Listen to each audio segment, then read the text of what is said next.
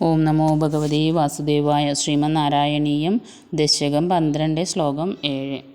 ഊർധ്വപ്രസാരി പരിധൂമ്രവിദൂതരോമാ പ്രോക്ഷിപ്തവാലധിരവാങ്മുഖഘോരഘോണ തൂർണപ്രതീർണജലധ പരികൂർണദഷ്ണാ സ്തുത്യൻ മുനീൻ ശിശിരയെന്നവതേരിതത്വം.